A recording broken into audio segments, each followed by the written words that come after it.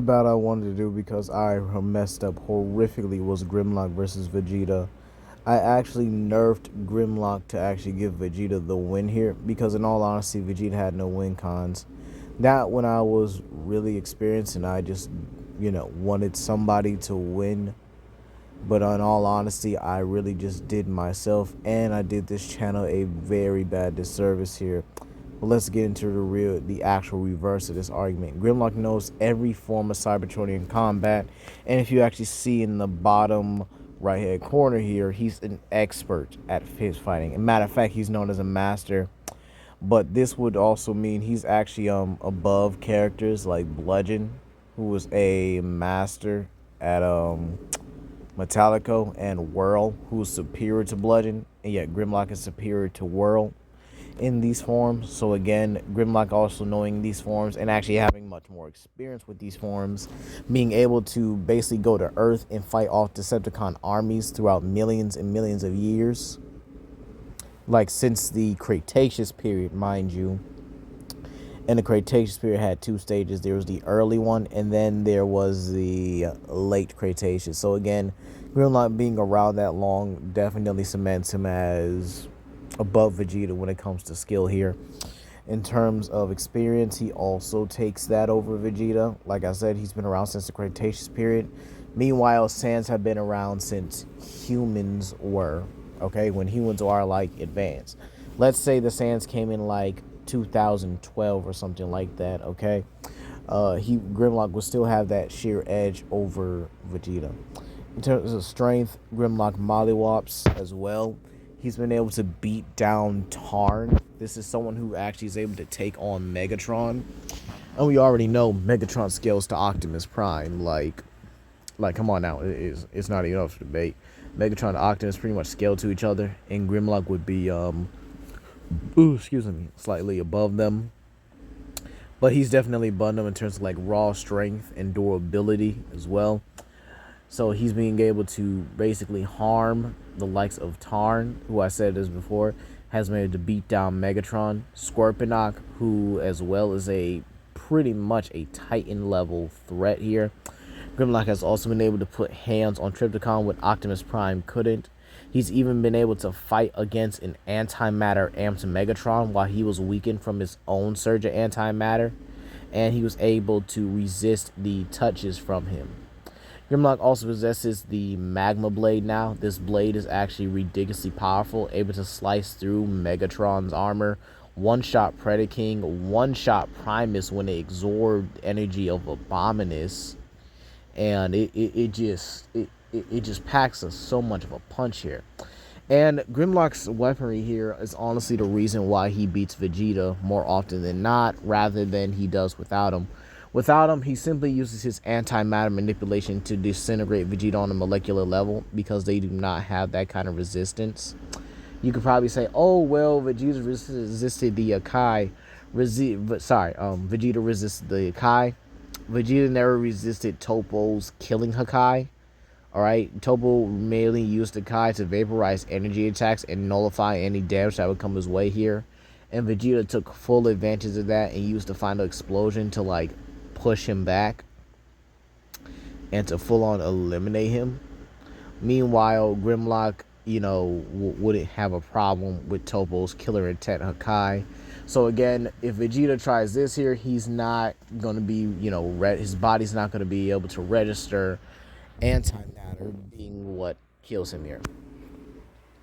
In terms of durability, Grimlock's taking the infinite power of Soltron, who literally has infinite stats.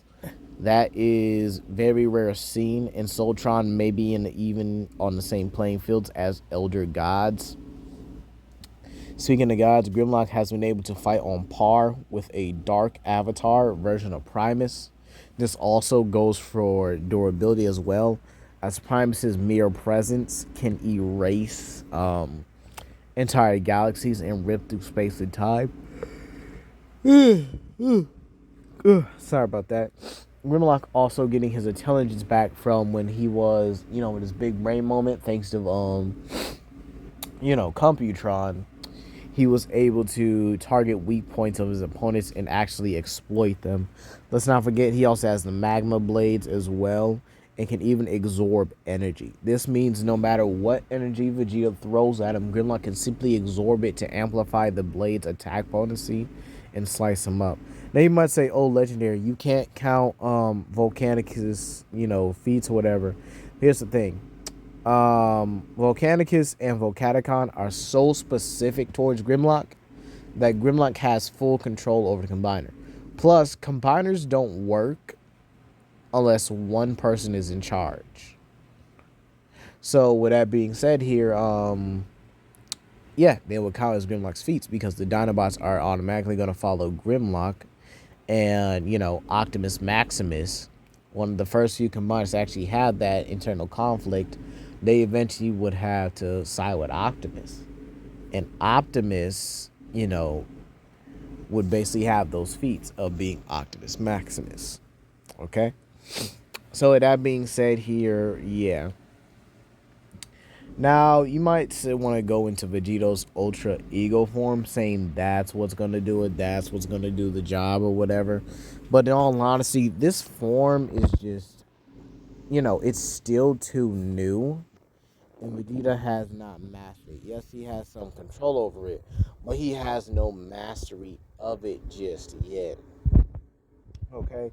It even got so bad that during his gas fight, he was just straight up, tired. His form took so much damage that eventually it burnt out, right? It burnt out and straight up just, it burnt out and he collapsed from it. Now, next thing, Vegeta also has this thing where he has to take damage in order to get stronger. Yeah, Grimlock sees that, he's capitalizing on that.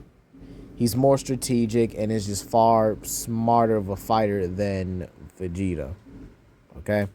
So, in all honesty, he could actually use his antimatter punches here, and Vegeta will probably think he'll tank it, and then just get utterly obliterated by the antimatter. Plus, again, if the fight goes on long enough, which it probably will, because if they stay close, and Grimlock, is not fighting with his weapons here, he'll be able to pretty much beat down Vegeta so bad to the point where the form might just stress out and give. Even if you want to say Vegeta would probably use weaker forms to beat Grimlock, then what is Super Saiyan Blue and Super Saiyan God going to do against a guy who's literally cut the head off of a Primus avatar? Primus himself already is a match for Unicron's avatars, who have been able to eat everything in space. They basically are Galactus times 1 billion, okay? There is no way, shape, or form that Vegeta simply comes out on top in any regard. Oh, but, well, he's faster in combat speed. No, he's actually not. For starters, Vegeta and Goku have a hard time even flying through space. Now, I'm not saying they don't travel at light speed here, but the thing is, Vegeta isn't as consistent as Grimlock is when it comes to reacting to opponents here.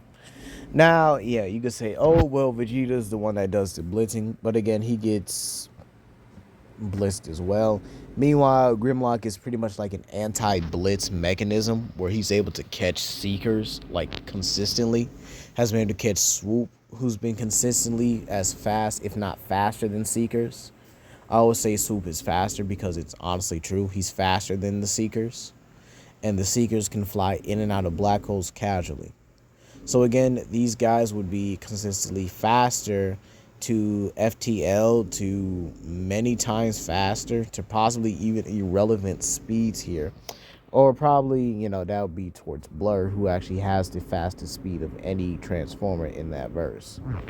So honestly, Vegeta really doesn't have too much going for him in this fight here.